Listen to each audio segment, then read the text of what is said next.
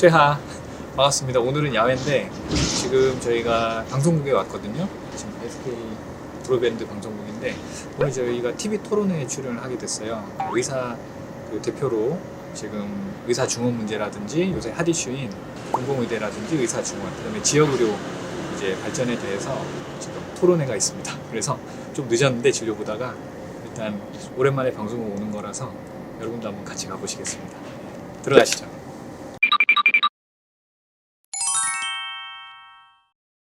저희 유튜브를 처음에 제가 그쪽에서 촬영했었어요. 예. 얼마 만에 이렇게 메이크업 받으세요? 코로나 전에 방송 출연 좀 했었는데 그 이후로 처음인 것 같아요. 오늘 어떤 내용으로 그러면 방송하시는 거예요? 요새 핫 이슈, 중원, 지방의료, 죽어가는 지방의료 어떻게 살릴까 뭐 그런 주제로 알고 왔는데 준비는 많이 하셨어요? 잘 못했어요. 요새 검진 철이잖아. 맞아요, 바쁘시잖아요. 네, 요새 너무 바빠가지고 좀 가벼운 마음으로 오라고 해서 가벼운 마음은 아닌데 이제 마음이 무거워지네요. 원장님 화면 너무 잘 받으시는데요. 네, 감사합니다. 저희 유튜브 하고 있어서 브이로그 잠시 드리겠습니다. 그냥 한색 컴퓨터. 그럼 수정된 걸로 하면서 한의사가 제외된 거 프레임 되는 거잖아. 의대 정원 확대가 대안이 될 수 있는지 이 문제 집중적으로 짚어보겠습니다. 부산시 의사회에서 상임 이사 지내셨고 현재 해운대구 의사회에서 활동 중이신 최성열 상임이사님 나오셨습니다. 안녕하십니까? 네, 반갑습니다. 예, 부산의 현재 의료 환경 어떻다고 평가를 하십니까? 저는 전체적으로 봤을 때 전국적인 문제가 제일 크다고 봅니다. 그리고 부산은 그나마 엄청 좋은 환경이라고 봅니다. 의료 불균형이 지역마다 있는데 그나마 부산은 그래도 의과대학이 4개나 있고 대학병원도 5-6개가 있기 때문에 충분한 의료 인프라를 갖고 있는 것 같습니다. 지금 정부에서 그 필수 의료 또 지역 의료 공백 해소하기 위해서 의대 정원 1,000명까지 늘리겠다라고 이야기를 했거든요. 이걸 지금 우리가 어떻게 봐야 되는지. 의료 접근도라든지 또 전문의까지의 진료 시간, 수술까지의 대기 시간을 보면 전 세계 통계가 나와 있는데 30개 국가 중에 대한민국이 3위에 듭니다. 이게 국가가 저희 나라가 큰 나라가 아닌데 10몇만 명의 지금 의사가 활동을 하고 있거든요. 그래서 이게 절대 활동 의사 수가 부족한 것도 아니고 병원 숫자가 절대 부족한 것도 아닌 것 같습니다. 지금처럼 지역 의료가 붕괴된 상황이라면 보다 많은 의사 선생님들이 계셔야 되지 않겠느냐라는 이야기인 것 같고요. 네. 원장님은 지금 시종일관 의사 수는 부족하지 않다라고만 접근하고 계셔서 이제 제가 볼 때는 지금 서울 쪽에 의료 퍼주기가 좀 심하다고까지 표현을 할 수 있겠거든요. 서울 쪽에 이렇게 6,600병상이 생기게 되면 그거를 운영하려면 이제 의사가 필요하겠죠. 몇 명의 의사가 필요할까요? 저희 통계로는 한 2,700명 정도의 의사가 필요합니다. 그게 다 지어지게 되면 의사 1,000명을 늘려도 이제 서울대병원 교수 자리 줄 테니까 서울로 올라와라 이러면은 사실 지방에 있는 의사생들이 교수님들이 다 올라갈 것 같아요, 제 생각에는. 그러면은 이제 지역에 있는 양질의 이제 의료진들이 서울에 이제 빨려 들어가는 형상이 생기겠죠. 마지막으로 우리 지역 의료 불균형을 둘러싼 이 논란에 대해서 간단하게 한 말씀씩 정리해 주십시오. 갑자기 이렇게 큰 의사를 교육을 시키고 하는 데는 진짜 많은 비용이 듭니다. 그래서 좀 다른 나라 선진국처럼 심사숙고할 수 있는 어떤 의사들도 참여할 수 있는 기구를 만들어서 이제 또 지역 의료를 발전시킬 수 있는 여러 가지 대안들을 좀 모색해봤으면 좋겠습니다. 이슈 토크 현장 플러스 오늘은 여기까지입니다.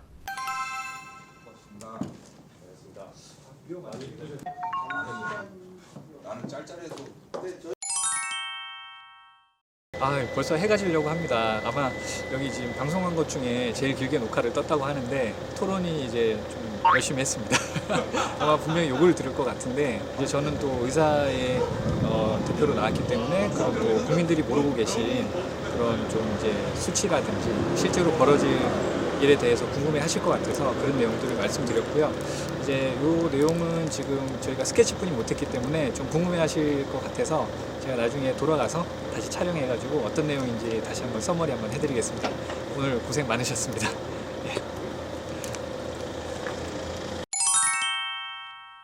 저희 이제 브이로그를 한번 찍어봤는데 전달 내용을 해드리면 어떨까 싶어가지고 유튜버들이 굉장히 조심스럽게 접근을 하시더라고요. 정치 성향은 없습니다. 정치적인 내용은 아니고 이번 TV 토론회 준비하면서 제가 자료를 좀 정리를 한 게 있거든요. 오늘 간단하게 몇 가지 전달드리고 싶은 내용들을 정리를 해보겠습니다. 요즘 이슈가 의사 증원에서 중요한 문제는 필수 의료입니다. 여기에서 필수 의료는 뭐 내외산소라고 하는 메이저 과들, 그러니까 내과, 외과, 소아과, 산부인과, 사람이 죽고 사는 생명을 다루는 과들을 얘기하거든요. 거기에 이제 내외산소 포함해서 흉부외과, 뭐 신경외과, 이렇게 뇌를 수술한다든지 심장을 수술하는 과들이 같이 포함이 되겠죠.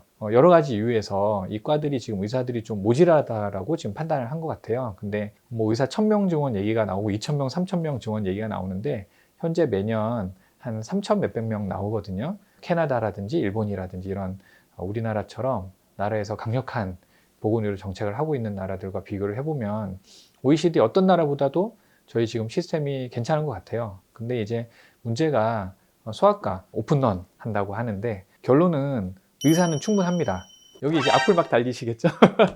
소아과 같은 경우는 의사는 충분합니다. 소아과 선생님들이 같이 사이트에 글 올리는 공간이 있는데 절대 개업하지 마라. 소아과 빨리 폐업하고 빨리 가서 레이저 기술이나 배워라. 선배들이 다 그런 말만 적어놓으니까 후배 의사들이 그거 보면서 개업을 하고 소아과를 하는 거에 대한 자부심을 갖고 소아과 의사를 못할 지경입니다, 지금. 그래서 이제 선진국들을 보면 의사가 하는 행위에 대해서 선의를 갖고 한다라는 기본적인 좋은 생각을 갖고 계세요. 제일 큰 문제가 소아과가 이제 2018년도까지는 풀로 다 채웠거든요. 100% 전공의들을. 근데 2018년도에 어떤 사건이 있었는지 기억해 보시면 이대 목동병원 사건이 있었습니다. 그걸 이제 누군가를 탓해야 되잖아요. 근데 그거를 의사라고 이제 지목을 한 거예요. 그래서 지금 몇 년에 걸친 재판 끝에 다 무죄라고 선고를 받았어요. 그래서 그때부터 그 다음 해부터 지원율이 떨어져서 70%, 올해는 아마 16%일걸요. 전국에 100명의 소아과 의사가 필요하면 지원자가 16명인 거예요. 그래 이게 단순히 뭐 이대목동병원뿐만 아니고 이렇게 생명을 다루는 과는 이 소송에 휘말릴 확률도 높고 옛날처럼 존경심이나 뭐 이런 거를 기대하기보다는 어쨌든 대학병원 교수님들이 제일 박봉이시거든요. 작년에 저희 신생아가 한국에 23만 명인가 그랬어요. 그리고 올해는 20만 명, 나중에 이제 16만 명 이렇게 하다가 나중에 완전히 초토화 되겠죠, 한국이. 그래서 지금 신생아가 줄어든다는 얘기는 해당 과에 환자가 준다는 얘기죠. 교육을 받고 봉직하다가 개업을 하고 싶어도 이제는 환자가 없는 거예요. 각 나라마다 사정이 있거든요. 의료 그 시스템이라든지 연령층이라든지 그다음에 의료비라든지 뭐 의료 수준이라든지 여러 가지를 감안을 하셔야 되는데 그런 거는 다 떠나서 숫자만 본 거죠. 여기에서 우리가 감안해야 될 것 중에 굉장히 중요한 것들이 있습니다. 정말 의사를 만나기 힘든가? 라는 거를 한번 자문을 해보시면 답이 나올 겁니다. 이제 영국 같은 경우에는 전문의를 만나는 데까지 시간이 평균 한 최소 5, 6개월 정도 걸리거든요. 1년에 그 진료를 보는 횟수가 있는데 우리나라가 OECD 나라 중에 1등입니다. 독보적인 1등인데 1년에 한 17번인가 본대요. 전체 인구가. 전 연령층의 인구가 다 그렇게 본다는 건데 평균 수명이 중요합니다. 평균 수명은 우리나라가 OECD 국가 중에 2등 내지 3등입니다. 다 최상위권입니다.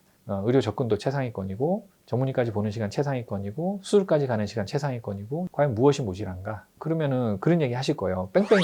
응급실 뺑뺑이 사건 있죠. 그게 우리나라만 있었던 게 아니에요. 우리나라는 제 기억으로는 한 10년 전부터 이런 사건이 벌어지기 시작했어요. 2008년도에 일본에서 그것도 도쿄에서 심지어 같은 일이 벌어졌습니다. 고령의 여자 환자가 흉통으로 이제 응급실을 찾았는데 10몇 개 병원에서 튕긴 거예요. 뭐가 문제인가? 우리 사회 뭐가 문제인가? 보니까 의료 체계가 안 잡힌 거예요. 잘 돼 있는 나라 어딘가 보자 하니까 캐나다에 있었어요. 캐나다 TS 시스템이라는 게 있어요. 그래서 일본을 붙여서 JTS라는 걸 만들었죠. 그래서 이제 그 시스템을 도입을 했습니다. 그 이후로는 없습니다. 자, 어떻게 분류를 했느냐? 조금 경한 응급 환자는 야간 진료하는 개인 병원을 보내요. 입원을 요하는 중환자는 중급 병원을 보내죠. 2차 병원. 그리고 이제 진짜 중환 환자들, 그런 환자들만 대학병원을 보냅니다. 옛날에 1339라고 혹시 기억하시나요? 이제 응급 환자가 생기면 1339 통해서 환자 분류하고 어디 병원으로 가라 안내해주고 평소에도 그렇게 분류를 하는 체계가 있었습니다. 이제 24시간 돌아가는 응급의료 콜센터 같은 거예요. 근데 어떤 이유에서인지 소방법 개정을 합니다. 2012년도에. 이 시스템이 붕괴되면서 환자 분류 체계는 완전 산으로 가고 있습니다. 그래서 한국도 JTS나 CTS 같은 시스템을 만들든지 아니면 1339를 부활을 시켜가지고 적어도 한 명이 컨트롤 해가면서 24시간 지키는 그 당번 날은 문제가 안 생기도록 컨트롤하는 게 어떤가 싶어요. 지금 의사 1000명을 2000명을 3000명을 늘려봤자 그 중에서 필수 의료 하는 사람 몇 명 안 됩니다. 왜냐하면 근본적인 문제가 해결이 안 되기 때문에. 숙련된 전문의가 배출되면 더 긴 시간이 필요하겠지만 있는 전문의들이 지금 필드를 떠나는 걸 막아야지 새로운 전문의를 지금부터 만드는 게 무슨 소용입니까? 엄청난 일이 벌어질 거예요. 예를 들어 500명만 늘려도 엄청난 일이 벌어지는데 1000명은 진짜 큰일이 나겠죠.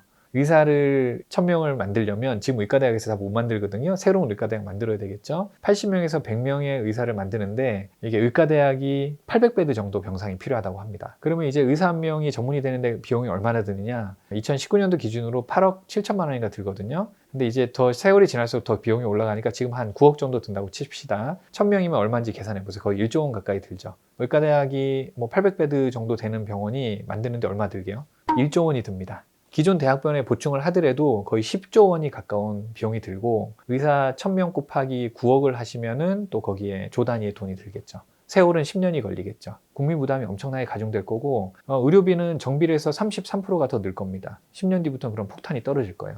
최근에 국회 예산정책처의 2023년에서 2032년 건보 재정 전망이란 발표를 했습니다. 건강보험 재정 수지 있죠. 그게 몇십 년을 흑자였어요.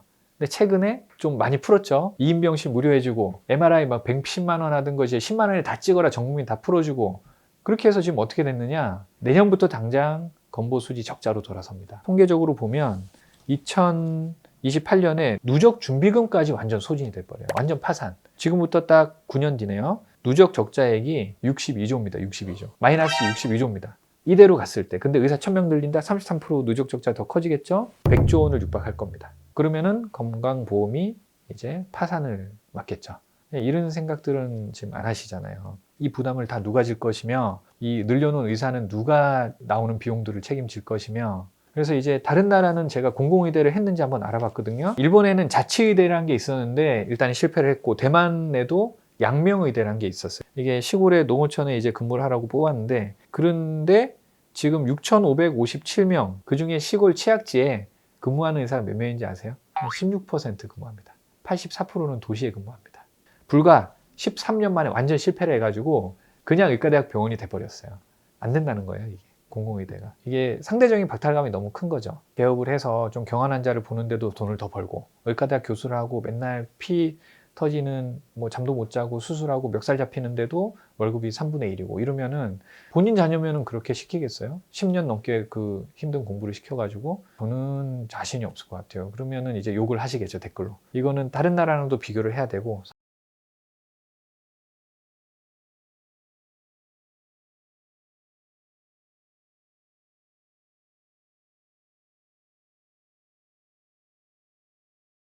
그래서 특히 내과는 별 차이가 없어요. 전 세계 거의 뭐 약들이 동시에 발매가 되기 때문에 또 의료 지식이 수준 차이가 날 게 뭐가 있겠어요. 그래서 미국에 있는 지식이나 우리 지식이나 절대 떨어지지 않습니다. 근데 외과는 손기술이다 보니까 많이 수술한 분이 잘할 수는 있죠. 하지만 기본적인 암 수술이나 기본적인 것들은 별 차이가 없다고 저는 봅니다. 그래서 이제 지역 의료를 살리는 방법 중에는 제가 한 가지 제안을 드릴게요. 병원도 의료 퍼주기 서울 경기권에 할 게 아니고 그래서 지역에 있는 사람 자꾸 서울 가게 할 게 아니고 지역에 쿼터 배당제를 해야 됩니다. 그렇게 되면 이제 한국이 골고루 발전할 수 있고 의료 균형이 좀 맞춰질 것 같아요. 지금 그 시니어 의사 제도라고 해가지고 지역 의료랑 연계를 하는 시범 사업을 한번 했었거든요. 노령 인구가 많아질 거니까 나이가 들어서도 일을 할 수 있는 길을 열어주고 또 시니어 의사 제도를 도입해서 공무원들도 보건소도 70세 의사도 충분한 활동 능력이 있으시면 어떤 기준을 신체 검사를 받는지 해가지고 그 길을 열어주시면 돼요. 그러면 지역에 있는 많은 것들이 해결돼요.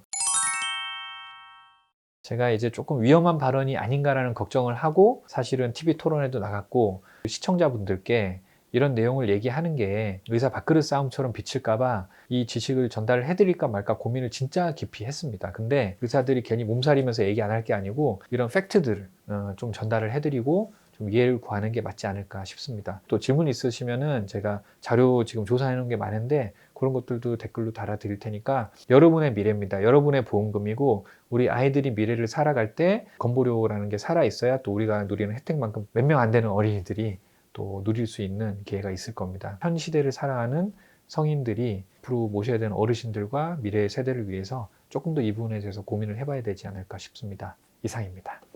제발.